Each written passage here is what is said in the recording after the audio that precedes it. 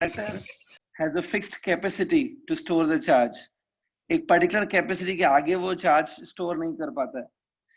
तो हर कंडक्टर की अपनी कैपेसिटी होती है चार्ज को स्टोर करने की. किसी की ज्यादा होती है, किसी की कम होती है. अब वो मेजर कैसे होती है, तो उसको मेजर करने का तरीका यही था. कल हमने एक फॉर्मूला डेवलप किया था, Q equal to CV.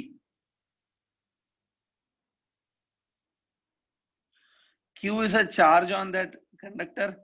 V is a potential on the surface of that conductor. इसमें जो C है, it's a constant of proportionality. Q और V proportional थे. C is a constant. C को ही हम लोग बोलते हैं capacity of that conductor. ठीक है. और C का जो यूनिट है वो है फैराड्स. C is measured in farads. और बाद में मैंने ये समझाया था कि अगर आप एक रेक्टेंगुलर प्लेट ले लोगे, take a rectangular metal plate, तो उस रेक्टेंगुलर प्लेट की भी अपनी कैपेसिटी होती है चार्ज स्टोर करने की. बट वो कैपेसिटी हम लोग बढ़ा सकते हैं. We can increase it by placing another plate nearby. दो प्लेट्स लेनी चाहिए. सेकंड प्लेट अगर नियर बाय होगी तो फर्स्ट प्लेट की कैपेसिटी बढ़ती है उससे. सेकंड प्लेट पे नेगेटिव चार्ज था, फर्स्ट प्लेट पे पॉजिटिव चार्ज था. Like this. ये फर्स्ट प्लेट है which contain positive charge. Second plate contain equally negative charge. आपको याद होगा सेकंड प्लेट को मैंने अर्थिंग किया था. This is a symbol of earthing. तो ये जो चीज बनती है, it is called as parallel plate capacitors. Parallel plate capacitors. ठीक है. इसमें C की मैंने एक फॉर्मूला बनाई थी. C is given by Q upon V ना. The charge on the plate divided by potential of the plate.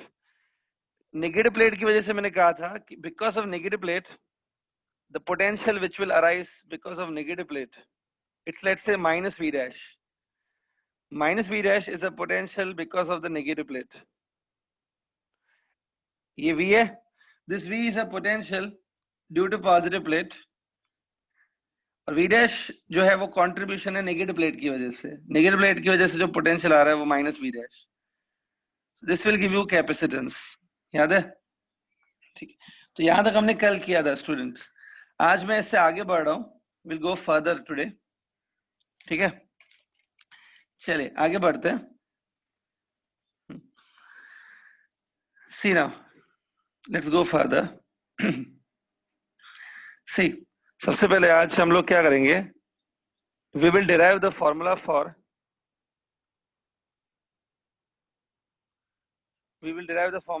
capacitance of parallel plate capacitor.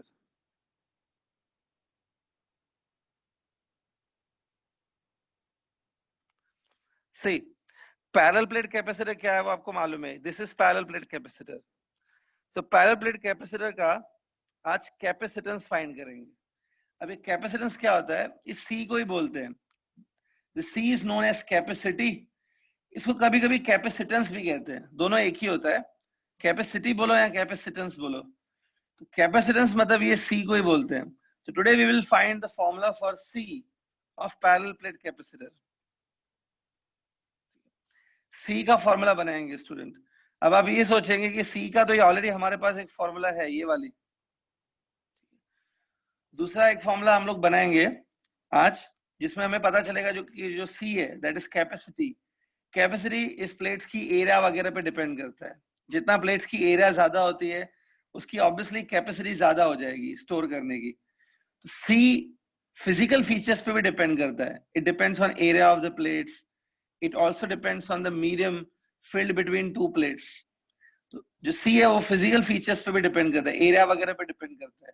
तो वो फॉर्मूला बनाएंगे, formula of C in terms of area. ठीक है. हाँ, अब ध्यान से देखो. I start now. C capacitance की फॉर्मूला कैसे बनाएंगे. Look here. ये जो दोनों प्लेट्स है ना, listen, actually this plates are very close to each other. कुछ ज्यादा डिस्टेंस नहीं होता है दो प्लेट्स के बीच में. सपोज इन दोनों प्लेट्स के बीच में डिस्टेंस है D. See this. Let D be the distance between two plates. Okay. और ये जो प्लेट्स है, the area of each plate is A. Suppose plates की जो एरिया है वो A है and the distance between plates क्या है D। यहाँ पे मैं लिख देता हूं A is the area of each plate, okay, और D क्या है? D is the distance between two plates.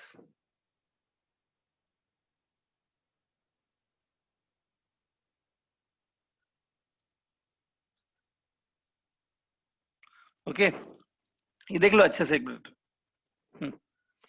ठीक है। नाउ लुक हियर, अगर मैं यहाँ पे between two plates if I take a point, दोनों प्लेट्स के बीच में मैं यहाँ पे एक पॉइंट ले लेता हूँ, देखो।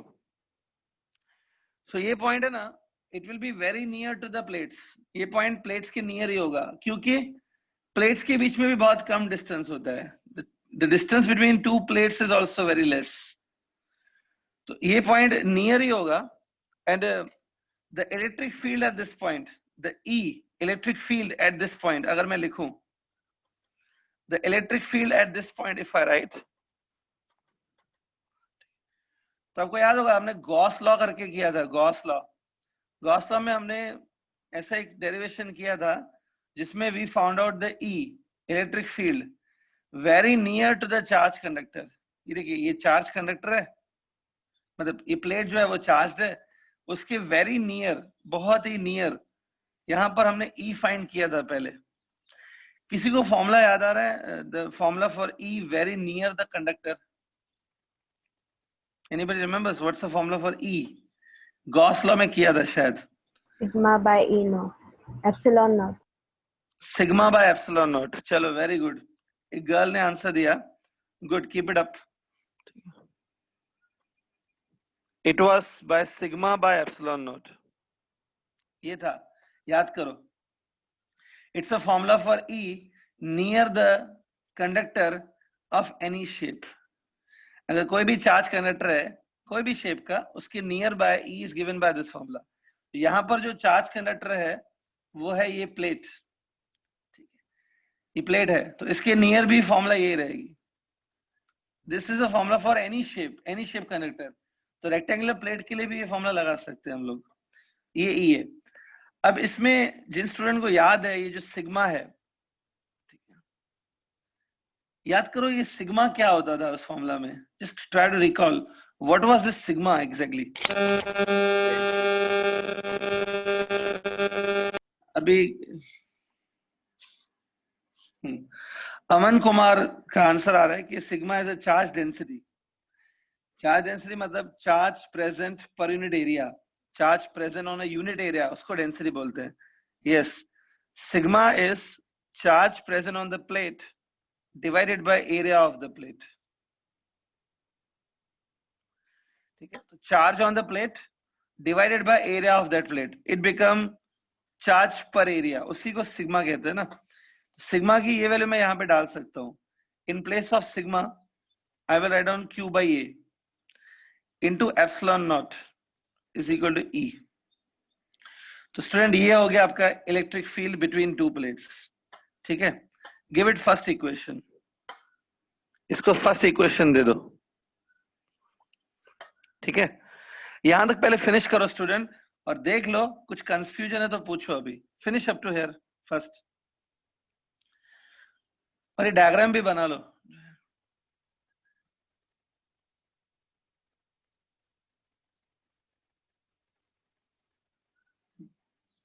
लास्ट इक्वेशन को फर्स्ट नंबर दे दो, फर्स्ट इक्वेशन।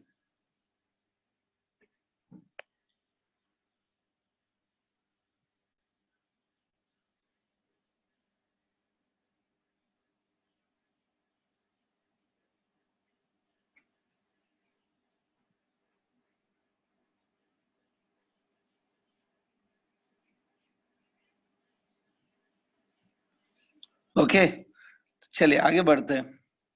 अब देखो ये आपने इलेक्ट्रिक फील्ड फाइंड किया, लेकिन इलेक्ट्रिक फील्ड को मैं अभी फिर से फाइंड करूंगा। See do it. आपको ये फॉर्मूला याद होगी, E equals to minus dV upon dr, याद है? It's a formula relation between E and V। Electric field और पोटेंशियल डिफरेंस के बीच में ये रिलेशन होता है। ये फॉर्मूला हमने डिराइव किया है इसी चैप्टर में। ठीक है। तो सपोज ये फॉर्मूला मैं अभी यहाँ पे कैपेसिटर्स के लिए लगा रहा हूँ, ये E जो है ना, it's electric field present over here. यहाँ पर जो इलेक्ट्रिक फील्ड प्रेजेंट है बिटवीन टू प्लेट्स, ये देखो ऐसा इलेक्ट्रिक फील्ड होगा। ये जो इलेक्ट्रिक फील्ड प्रेजेंट है between two plates, let's say वो E है। नेगेटिव साइन आप यहाँ पे इग्नोर करो, नेगेटिव साइन एक्चुअली इंडिकेट करता है, negative sign indicate that in the direction of the E, if you go, the potential goes on decreasing. That's why minus sign आता है। ठीक है, नेगेटिव साइन ये डेरिवेटिव के पास है, मतलब V decreases as you go away from the electric field. Minus sign आप ignore कर सकते हो, it's just dV by dr। ठीक है, इसमें आपको याद होगा मैंने ऐसा कुछ किया था, dV equals to E into dr और फिर इंटीग्रेट। तो integration of dV will give you V। यहां पर क्या होता है देखो, ये मैं इसका फॉर्मूला का मतलब समझा देता हूं। यहां पर सी, मतलब ये फॉर्मूला का फिजिकली क्या मतलब है यहां पर वो समझा देता हूं। सी, कैपेसिटर को देखो, कैपेसिटर के बीच में, दोनों प्लेट्स के बीच में आप कोई दो पॉइंट ले लो। If you take suppose any two points between two plates, इन दोनों पॉइंट के बीच में पोटेंशियल डिफरेंस है dV। इन दोनों पॉइंट्स के बीच में पोटेंशियल डिफरेंस है dV, और इन दोनों पॉइंट के बीच में डिस्टेंस है dr। dV दो पॉइंट्स के बीच का पोटेंशियल डिफरेंस है, dr ये दोनों पॉइंट्स के बीच का डिस्टेंस है, और E इज इलेक्ट्रिक फील्ड है। अब होता क्या है, एक्चुअली में कहा जाता है कि ये जो दोनों प्लेट्स है ना, इन दोनों प्लेट्स के बीच में जो इलेक्ट्रिक फील्ड है, वो इलेक्ट्रिक फील्ड कांस्टेंट रहती है, which is given by this formula. Electric field constant है, तो ये E को मैं इंटीग्रेशन से बाहर ले सकता हूं। Integration of dV will be V। E को मैं बाहर ले सकता हूं इंटीग्रेशन से, क्योंकि वो कांस्टेंट है। dr is a distance between two points, तो इंटीग्रेशन ऑफ dr करोगे ना तो आपको टोटल डिस्टेंस मिलेगा बिटवीन टू प्लेट्स। dr क्या है, dr is a distance between any two near by points, ये डिस्टेंस dr है। तो इंटीग्रेशन ऑफ dr मतलब सारे छोटे छोटे डिस्टेंसेस को प्लस करोगे तो टोटल डिस्टेंस मिल जाएगा ना d। तो ऐसे याद रखो, integration of dv will give you v, e बाहर जाएगा इंटीग्रेशन से, integration of dr will give you d। d is a distance between plates। so एक रिलेशन आता है v equals to ed।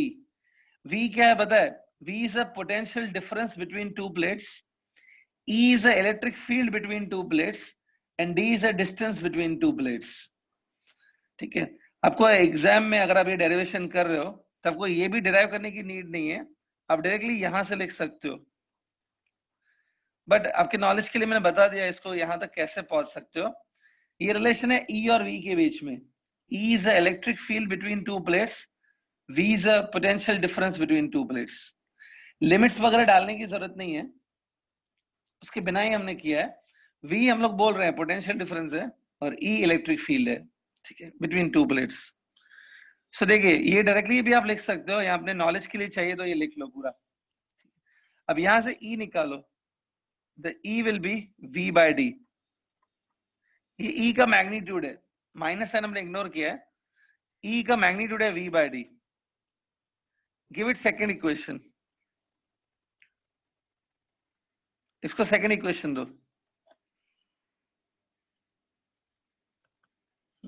सो देखो, फर्स्ट इक्वेशन में भी आपके पास E गिवन है, सेकेंड इक्वेशन भी E का फॉर्मूला है। First and second both equations, इनका लेफ्ट हैंड साइड सेम है, LHS इज सेम। सो मैं RHS को इक्वेट कर सकता हूं ना, तो take RHS of both equations equal. दोनों इक्वेशंस का RHS इक्वल ले लो।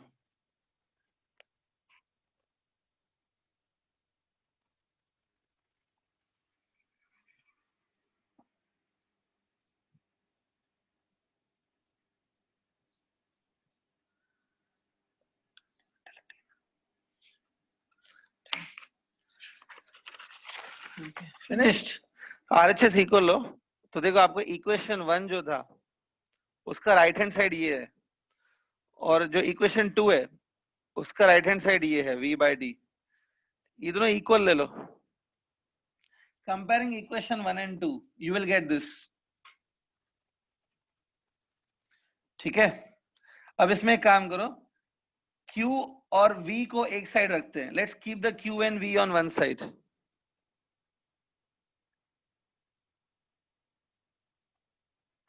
तो एक ऐसा फॉर्मूला आएगा, Q by V equals to epsilon 0 A by D। अब थोड़ा याद करके देखो, या थोड़ा सोचो, Q is a charge on the plate, any one plate, charge is Q. V is a potential difference between two plates. Charge upon potential क्या होता है? Capacitance. Yes, Q by V को आप C लिख दो स्टूडेंट। तो C का देखो एक नया फॉर्मूला आ गया आपके सामने, epsilon 0 A by D। It's a very very very important formula जिससे आप C निकाल सकते हो, दैट इज कैपेसिटेंस और capacity. Epsilon 0 A by D, ये फॉर्मूला है पैरेलल प्लेट कैपेसिटर्स के लिए। It is for parallel plate capacitors. चाहे तो यहाँ पे साइड में लिख दो, मैं डिक्टेट कर रहा हूं, इसके साइड में लिख दो, this is a formula for capacitance of parallel plate capacitor. ठीक है, ये A है area of those plates, D है distance between those two plates. ठीक है, इसमें आपको देखो ये तो मालूम है कि जो ये एप्सिलॉन 0 है वो कांस्टेंट है। एप्सिलॉन 0 को बोलते हैं permittivity of vacuum. Epsilon 0 constant है, it is permittivity of vacuum. So मैं ऐसे बोल सकता हूं अप्रॉक्स कि जो C है ना, it is directly proportional to A, और जो C है it is inversely proportional to D। क्या मतलब है इसका?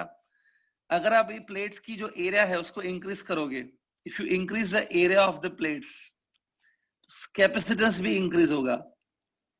मतलब the plates with larger area will have more capacity to store charge. ये लॉजिकल है, आपको समझ में आ सकता है। जितनी बड़ी एरिया लोगे उतना वो ज्यादा चार्ज स्टोर कर सकता है। But C is inversely proportional to D। D क्या है याद है? D is a distance between two plates. तो अगर आप ये D को डिक्रीज करोगे, if you decrease the D, C will increase. ठीक है, D को डिक्रीज करोगे मतलब नेगेटिव प्लेट को नजदीक लेके जाओगे पॉजिटिव प्लेट के। As you bring the negative plate near to the positive plate, दोनों प्लेट्स को नियर एंड नियर करते जाओ। ठीक है, तो D कम होते जाएगा और C बढ़ते जाएगा। इसलिए नेगेटिव प्लेट जब पास में होता है वो अच्छी बात है, उससे when negative plate is close, C increases। ठीक है, इसलिए दोनों प्लेट्स को नियर बाय रखना होता है। दोनों प्लेट्स एक दूसरे के बहुत नियर होती है। अब देखो यहाँ पे मैं A और D का तो मैंने समझा दिया, that how C depends on A and D। अभी एप्सिलॉन 0 के बारे में बता देता हूँ। एप्सिलॉन 0 का भी थोड़ा डिस्कस कर लेते हैं। एप्सिलॉन 0 का नाम होता है permittivity of vacuum.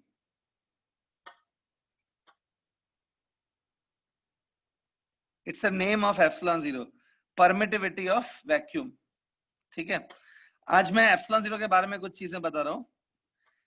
This is name of epsilon 0, और इसकी वैल्यू होती है, एप्सिलॉन 0 की वैल्यू होती है 8.85 into 10 power minus 12। It's a value of epsilon 0। Epsilon 0 का यूनिट भी होता है, it has a unit also. इसका जो यूनिट है वो तुम कूलम लॉ से निकाल सकते हो। अगर आपको कूलम लॉ लिखने आता है उससे आप एप्सिलॉन 0 का यूनिट भी निकाल सकते हो। एप्सिलॉन 0 का यूनिट होता है कूलम स्क्वायर पर न्यूटन मीटर स्क्वायर।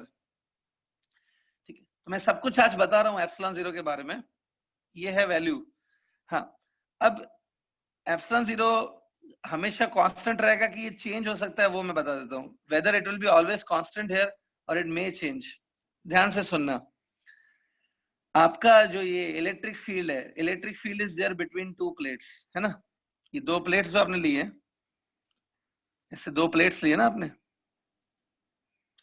इन दोनों प्लेट्स के बीच में इलेक्ट्रिक फील्ड है। ठीक है, ये जो इलेक्ट्रिक फील्ड था it was sigma upon epsilon 0, right.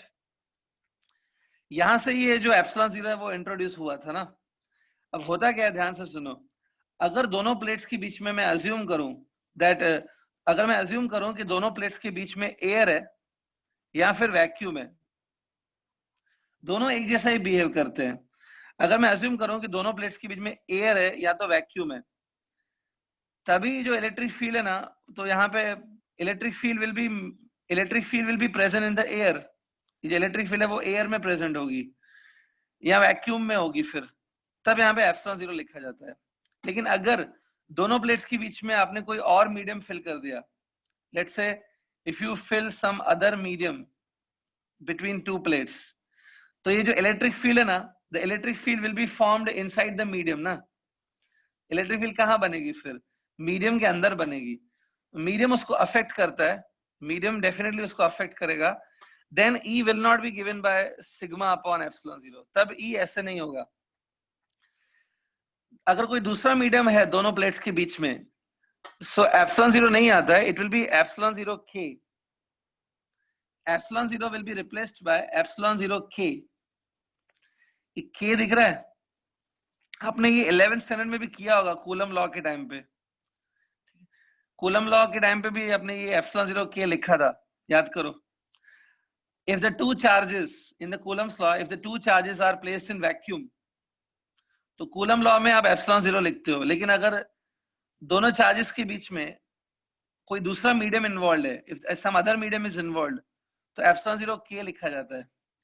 किसी को याद आ रहा है 11th स्टैंडर्ड में भी आपने ऐसा लिखा था एप्सिलॉन जीरो K करके? अगर किसी को याद आ रहा है ये, तो K का नेम याद है किसी को? What was the name of this K?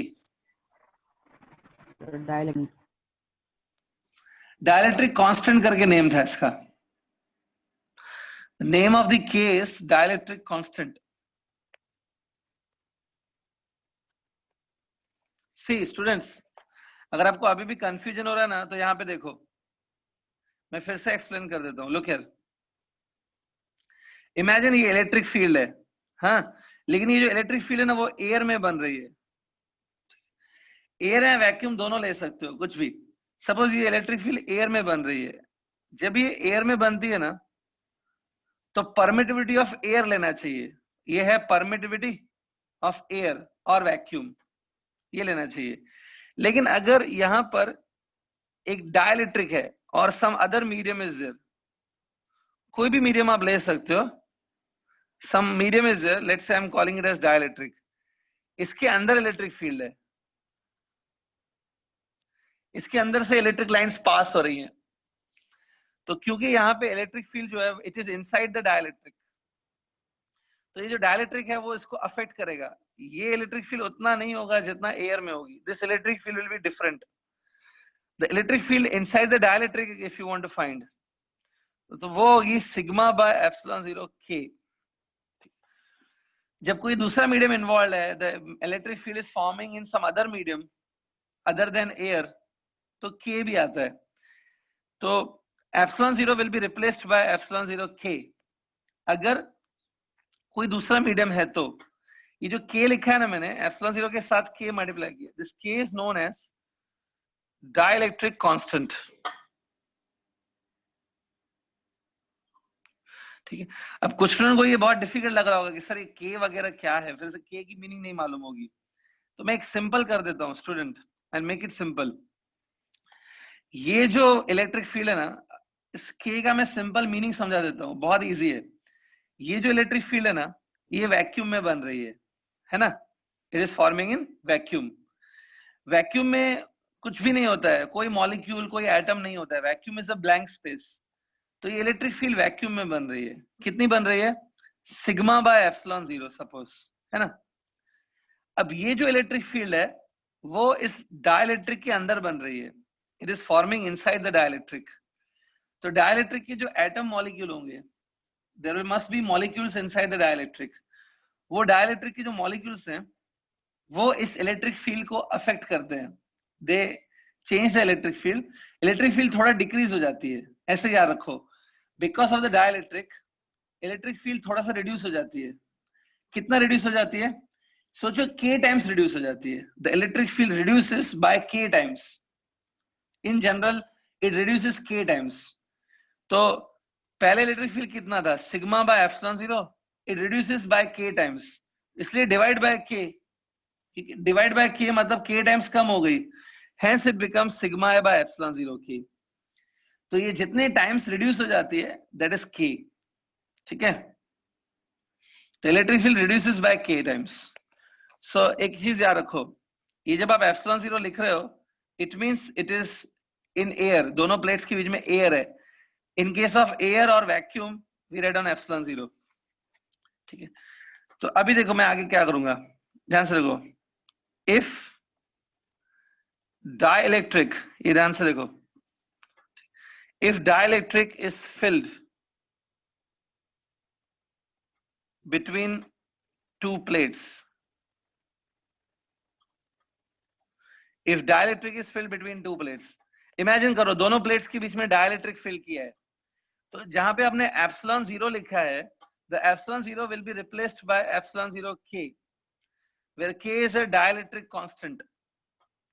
तो C की जो आपने फॉर्मूला बनाई है ना स्टूडेंट, ये वाली फॉर्मूला आपने बनाई है, ये वाली, यहां पर भी जो epsilon 0 है, it will be replaced by epsilon 0 k. तो C का जो फॉर्मूला बनेगा वो होगा epsilon 0 k a by d. ये है formula in terms of dielectric. अगर आपने डाइलेक्ट्रिक फिल किया तो ये फॉर्मूला बनती है. सो आई होप ये क्लियर है. K is nothing but, K का नेम होता है डाइलेक्ट्रिक कांस्टेंट. ठीक है, यहां तक नोट कर लो स्टूडेंट, पहले ये पॉइंट नोट कर लो.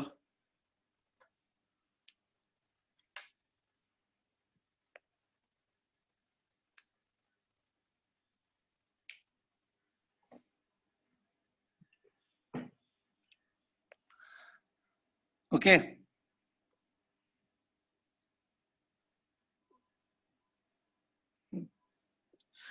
हाँ, सौरभ रजक पूछ रहा है कि K सबसे ज्यादा किसके लिए होता है, for which material K is highest.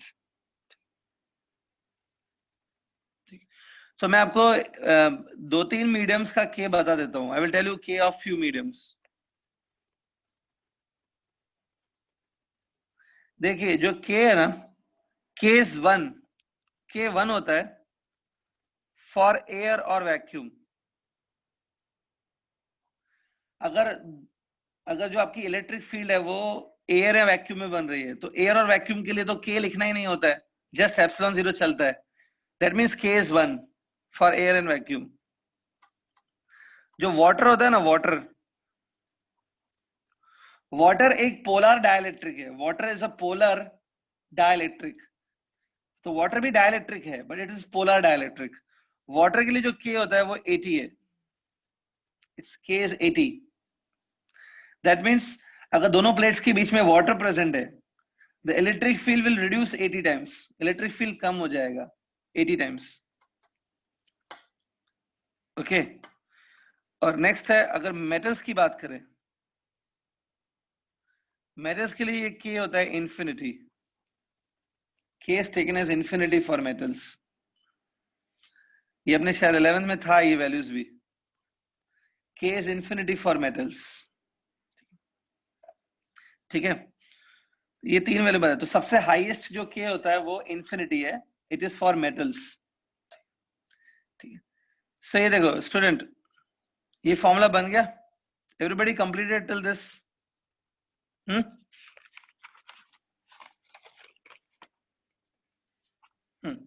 So student अभी आगे देखो, C का मैंने एक फॉर्मूला बनाया, एप्सिलॉन 0 KA by D. या आप में से कोई बताओ ये फॉर्मूला कब लगेगी, जब dielectric is filled between two plates और एयर इज फिल्ड. ये कब लगेगी? डाइलेक्ट्रिक. डाइलेक्ट्रिक फील्ड है ना, जब डाइलेक्ट्रिक फील्ड है. तो इसके लिए मैं क्या करता हूँ, ये जो C है ना, इसको मैं लिखता हूँ C डाइलेक्ट्रिक. मतलब capacitance when dielectric is filled between plates. इसको मैंने ऐसा लिख दिया, C in presence of dielectric. K को मैं अलग कर देता हूँ. ये देखो K in the bracket epsilon 0 A by D. इसको मैंने ऐसे करके लिखा. अब थोड़ा सोच के बताओ, ये जो ब्रैकेट में चीज है ये क्या है? जो ब्रैकेट में है वो क्या है बताओ? कैपेसिटेंस. कैपेसिटेंस है, ये भी तो कैपेसिटेंस है. ये वाला कौन सा capacitance? Capacitance of vacuum. It's a capacitance of vacuum. ऐसा नहीं बोलना चाहिए. It's a capacitance of parallel plate capacitor when vacuum is filled between two plates. हाँ बराबर है, ये कैपेसिटेंस है, लेकिन ये कैपेसिटेंस है पैरेलल प्लेट कैपेसिटर का जब दोनों के बीच में वैक्यूम फिल्ड है या एयर फिल्ड है, दोनों चलता है, तो it is a capacitance in presence of vacuum k times. It's a capacitance when dielectric is present. ठीक है, so देखो मैथमेटिकली एक चीज हम प्रूफ की है, हमने मैथमेटिकली प्रूफ है दैट जब आप डायलेक्ट्रिक डालोगे दो प्लेट्स के बीच में, लेट सपोज एयर है और आपने उसके बाद उसमें डायलेक्ट्रिक फिल कर दिया, तो by filling the dielectric capacity और इंक्रीज हो रहा है, the capacity has increased k times. See capacity when dielectric is filled is k times more than the capacity when air or vacuum is there. तो vacuum या air जो है उसकी जगह पे अगर आपने कोई डायलेक्ट्रिक फिल कर दिया दोनों प्लेट्स के बीच में, तो जो कैपेसिटी है वो k टाइम्स बढ़ जाता है. ऐसा रियलिटी में क्यों होता है, why does it happen in reality, वो मैं आपको बताता हूं अभी. Physically I will give you, but ये मैथमेटिकली अभी हमने प्रूफ किया है. I will give you physical understanding also, but ये मैथमेटिकल प्रूफ है that when you fill up a dielectric between two plates, the capacity increases. How many times? It increases k times. ठीक है, आपको याद होगा electric field मैंने बताया, electric field reduces k times. जब आप डायलेक्ट्रिक फिल करते हो electric field reduces k times, but capacity has increased k times. ठीक है स्टूडेंट, मैथमेटिकली तो समझ में आ गया ना कैसे हुआ है, बाकी फिजिकली ऐसा क्यों हो रहा है, why this is happening physically, इसका फिजिकल मीनिंग क्या है, क्यों k टाइम्स बढ़ गया, वो मैं आपको अभी समझा देता हूं स्टूडेंट्स. ठीक है, टेक्स्ट बुक में ना ज्यादा करके फिजिकल मीनिंग नहीं बनी होती कि ऐसा रियली में क्यों हो रहा है, मैथमेटिकली प्रूफ होता है एंड दैट्स इट. ठीक है, तो वो अच्छी बात नहीं है. ठीक है, लेट्स सी इसका मीनिंग क्या है, ध्यान से देखो.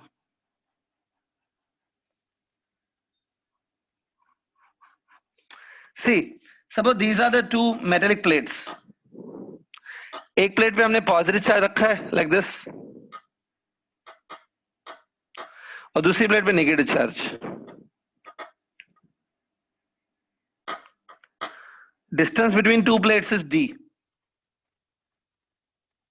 ठीक है, देख लो, distance between plates is d.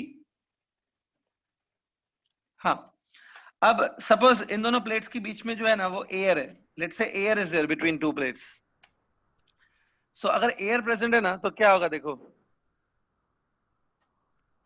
Between two plates electric field will be formed. ये देखो, ये मैंने क्या बनाया, these are the electric lines of forces. ये इलेक्ट्रिक लाइंस है, the electric lines start from positive charge goes to negative charge. ये electric lines है, ये लाइंस ई का डायरेक्शन ही बताती है, ये ई है, and this E is given by this formula.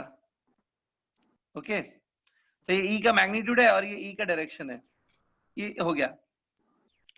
अब देखो स्टूडेंट, अगर मैंने बीच में डायलेक्ट्रिक फिल किया, now I am filling a dielectric between them.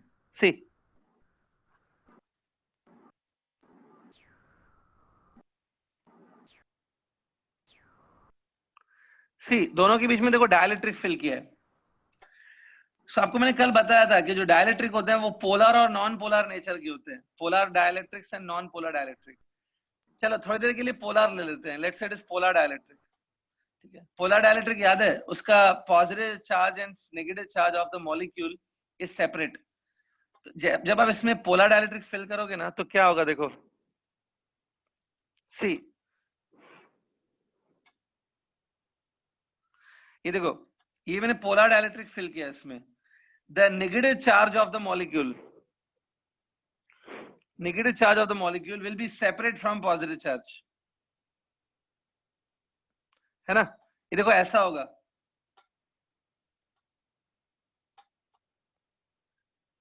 ध्यान से देखो, दिख रहा है.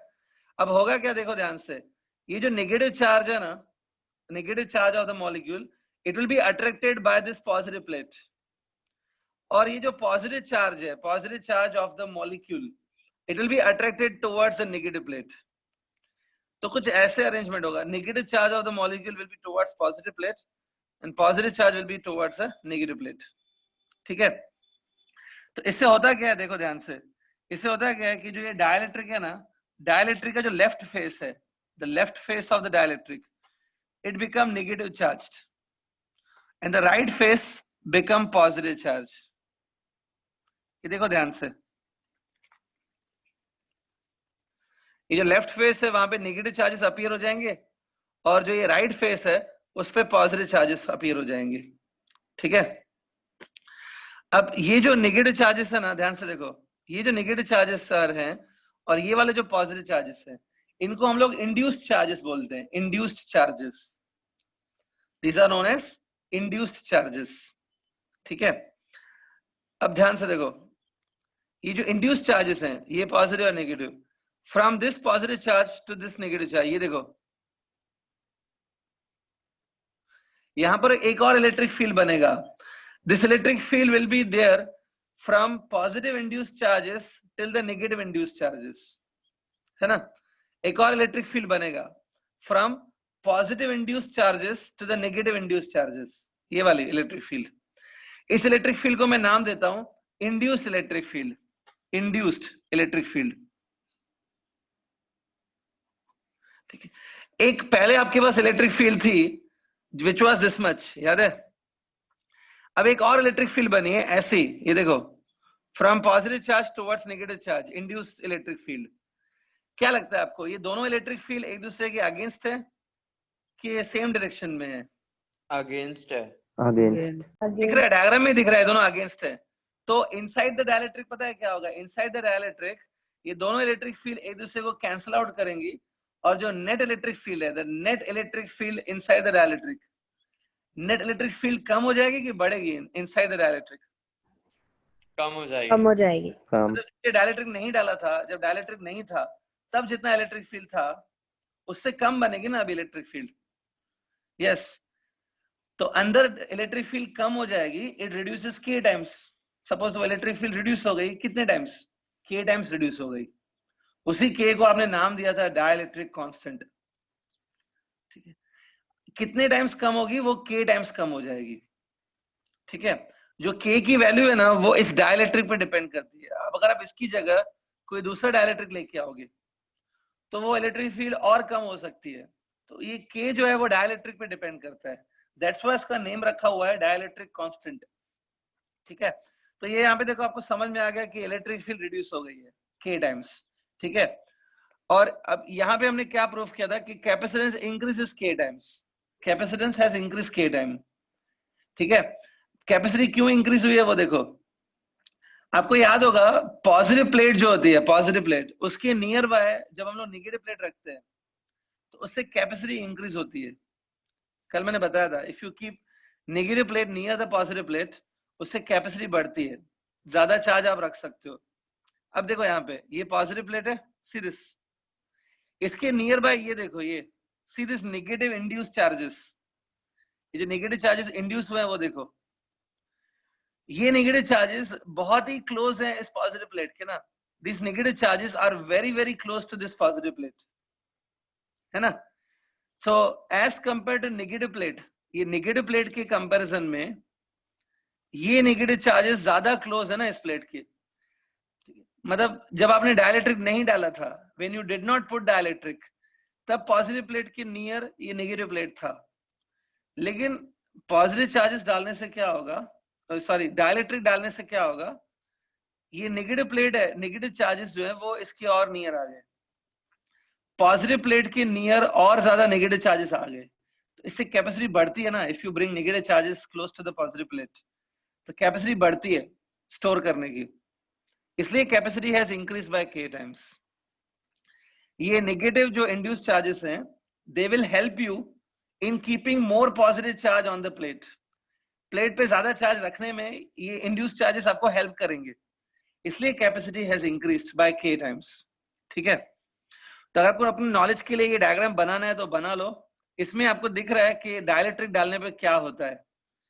ये जो अंदर नेगेटिव चार्जेस और पॉजिटिव चार्जेस हैं, they are called as induced charges. अंदर जो इलेक्ट्रिक फील्ड बनती है उसको इंड्यूस इलेक्ट्रिक फील्ड बोलते हैं. ठीक है, तो ये बनाना है तो आप डायग्राम बना लो. It shows you the effect of dielectric.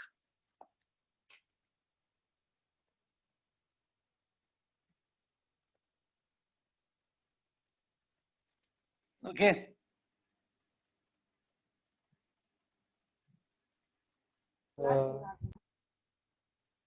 Clear. तो जो स्टूडेंट लेक्चर ध्यान से सुनते हैं, आई एम श्योर ये क्लियर होगा आपका, डाउट तो नहीं रहेगा. ठीक है. लेकिन अगर आप if you are not listening properly mentally, if you are absent over here, तो डेफिनेटली ये सब कुछ डाउट में ही लगेगा. तो दोज हु आर अटेंटिव, जो मेंटली अटेंड करते हैं पूरा lecture, not physically but mentally, तो अगर कुछ डाउट है तो please ask, I will make it clear. कुछ भी अभी तक कंफ्यूजन है तो बोलो. I will try to make it clear.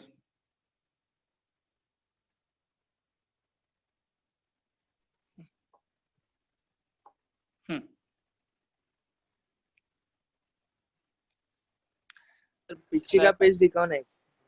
हाँ, ऊपर वाला. पीछे का.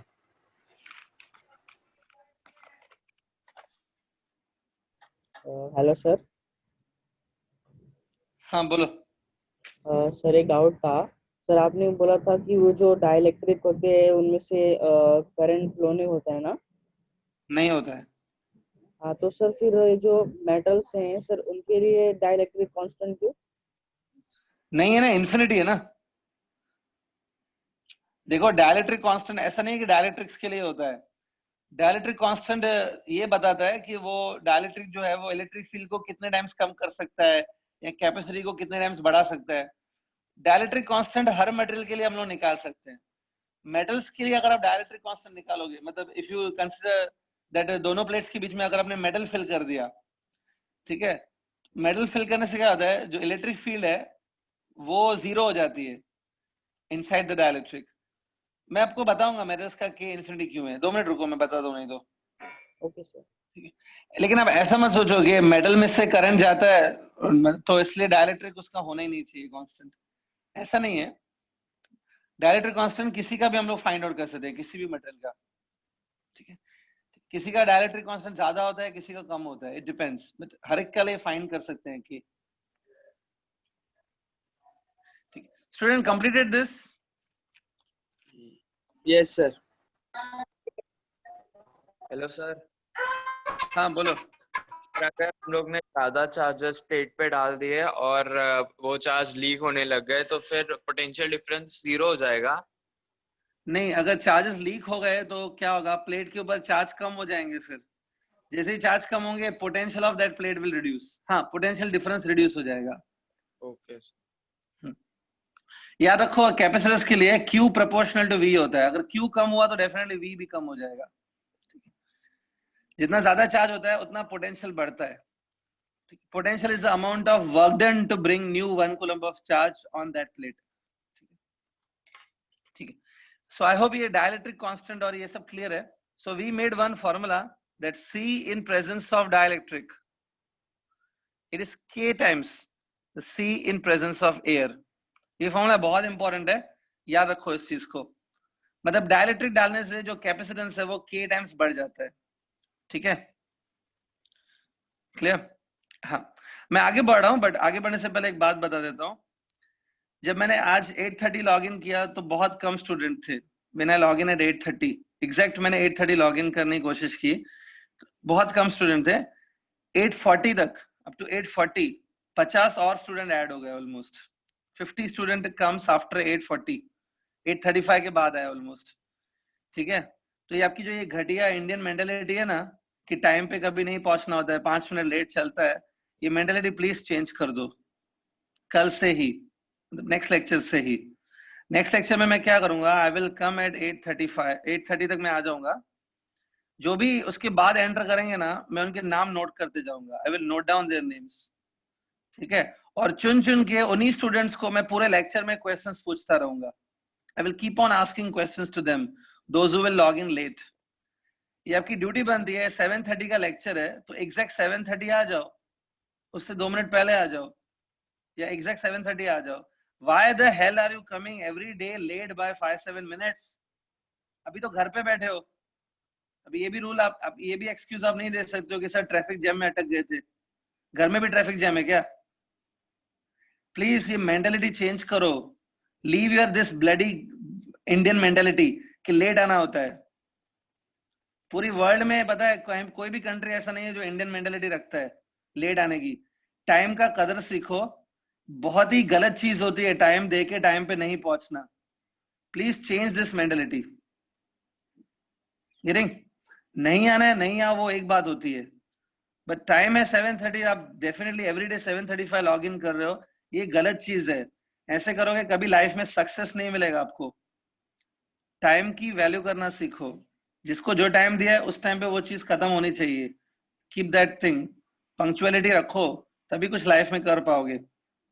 ठीक है, so it's a request plus it's an order also. कल जो लेट आएंगे ना, आप रेडी रहना, आप पूरा लेक्चर आपका क्विज चलता रहेगा। आई will keep on asking you questions जो लेट आएंगे। ठीक है, तो चलो आई थिंक ये क्लियर है आपका। आगे बढ़ते हैं। Capacitors we are discussing right now. ठीक है, अब नेक्स्ट टॉपिक में चालू कर रहा हूँ। ये भी बहुत सिंपल और इंटरेस्टिंग टॉपिक है। स्टूडेंट आपने 10th स्टैंडर्ड में ये किया होगा, resistance in series combination and resistance in parallel combination. तो जैसे किसी सर्किट में आप रेजिस्टेंस लगाते हो इन सीरीज और इन पैरेलल आप रेजिस्टेंस लगाते हो, वैसे ही सर्किट्स में क्या होता है, कैपेसिटर्स भी लगते हैं। There are circuits in which capacitors are also connected. Capacitors भी सीरीज और पैरेलल में लगाए जाते हैं। They are also connected in series and parallel. तो आज हमको ये देखना है that if many capacitors are connected in series combination, capacitors को मैंने सीरीज में लगाया है, सो उनका टोटल कैपेसिटेंस कितना होता है। 10th में आपने किया ना, जब आप रेजिस्टेंस सीरीज में लगाते हो तो आप टोटल रेजिस्टेंस निकालते हो। The total resistance is given by R1 plus R2 plus R3। तो वैसे ही अभी हम लोग को देखना है कि if capacitors are connected in series, how much will be the total capacitance. ठीक है, तो अगला डेरिवेशन जो है, अगला जो टॉपिक है वो ये है कैपेसिटेंस। कैपेसिटर्स लिख सकते हो, कैपेसिटर्स इन सीरीज कॉम्बिनेशन। ठीक है, डोंट वरी, बहुत इजी टॉपिक है, मैं समझा देता हूं अभी। Just put this heading.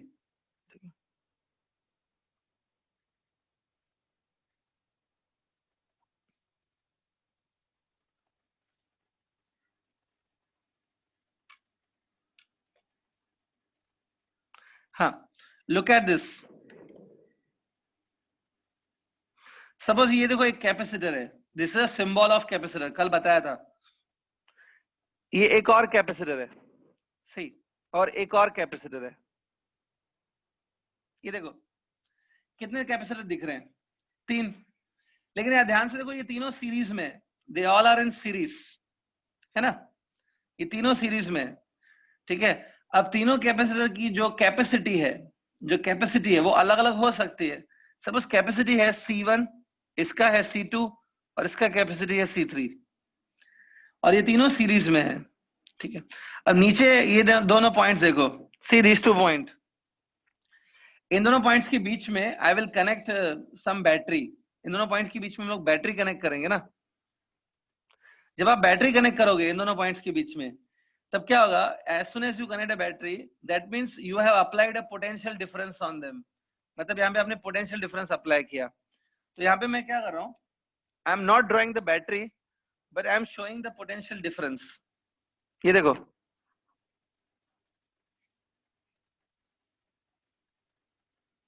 सी, इसका मतलब है पोटेंशियल डिफरेंस अप्लाई किया है। ठीक है, देखो कंफ्यूज मत हो ना, मैंने बैटरी ही कनेक्ट किया है। I have connected a battery only. आपको चाहिए तो बैटरी शो कर दो, कोई प्रॉब्लम नहीं, बैटरी भी शो करने तो कर सकते हो। बस बैटरी कनेक्ट किया है। ठीक है, तो इन दोनों पॉइंट्स के बीच में जो पोटेंशियल डिफरेंस आएगा वो V आएगा। ऑब्वियसली यहाँ पे मैंने बैटरी कनेक्ट किया होगा नीचे, तो बैटरी का एक साइड पॉजिटिव होता है, एक साइड नेगेटिव होता है। Let's suppose this is a positive terminal of the battery. ये पॉजिटिव टर्मिनल है बैटरी का और ये नेगेटिव टर्मिनल है। ठीक है, पॉजिटिव टर्मिनल और नेगेटिव टर्मिनल। ये जो V है ना, मैं ऐसे भी बोल सकता हूँ, this V is a EMF of the cell. इस सेल का EMF ही है। ठीक है, ऐसे कनेक्ट किया।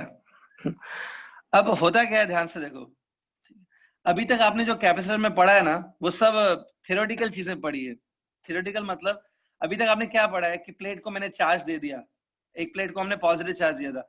चार्ज कैसे दिया वो थोड़ी मैंने बताया था, जैसे मान लिया कि चार्ज दे दिया।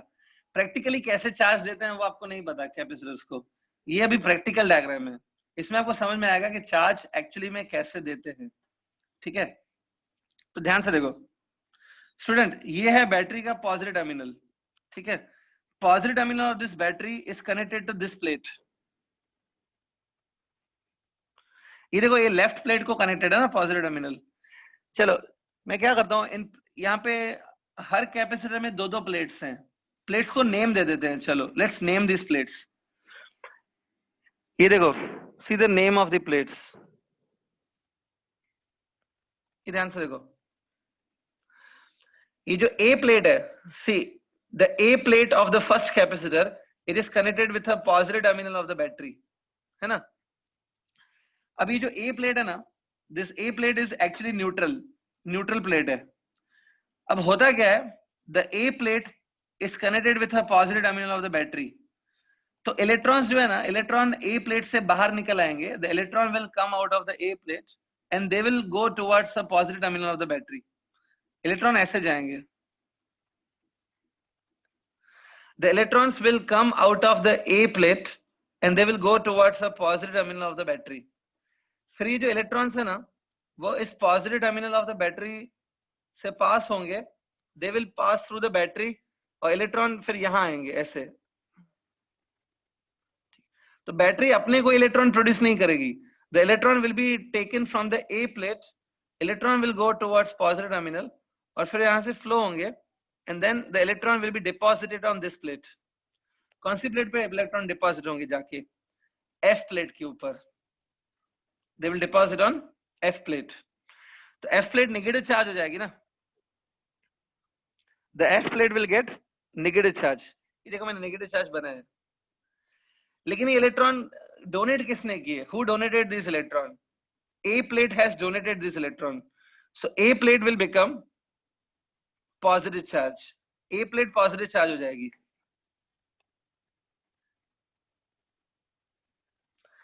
So आप अपने डायग्राम में क्या करो, you draw this diagram, make the A plate positive and here make the F plate negative। पहले ये करो फिर मैं आगे समझा दूं।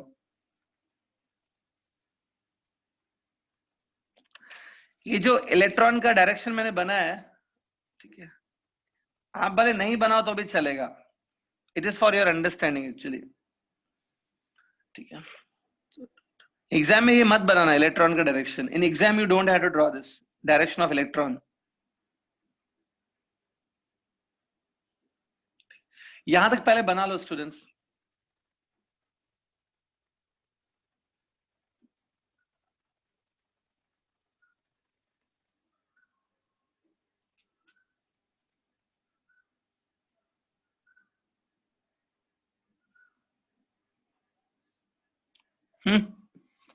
अब देखो एक चीज बता देता हूं मैं, ए प्लेट पे जितना पॉजिटिव चार्ज है ना, एफ प्लेट पे उतना ही नेगेटिव चार्ज होगा। whatever is a total positive charge on A plate, same charge will be there on the F plate also। क्योंकि यहां से जितना चार्ज निकल के यहाँ पे गया है, जितना नेगेटिव चार्ज गया है, तो उतना ही पॉजिटिव चार्ज यहाँ पे डिपॉजिट हो जाएगा ना। A plate was neutral initially। अब देखो ध्यान से, A प्लेट जो है ना, सीरियस वो पॉजिटिव प्लेट है, तो A प्लेट क्या करेगी, B प्लेट के इलेक्ट्रॉन्स को खींचेगी। The A plate now will pull the electron from the B plate। तो B प्लेट के जो इलेक्ट्रॉन है ना, B प्लेट में जो इलेक्ट्रॉन्स है वो A प्लेट की तरफ अट्रैक्ट होंगे, so that they will be deposited on the left face। B के लेफ्ट फेस पे वो इलेक्ट्रॉन्स आ जाएंगे।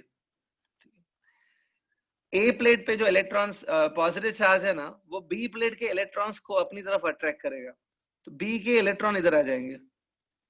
ठीक है, और B के अंदर जो पॉजिटिव चार्जेस प्रेजेंट है, the positive charges which are present in the B plate, B plate में जो पॉजिटिव चार्जेस है, they will be repelled by the A plate ना।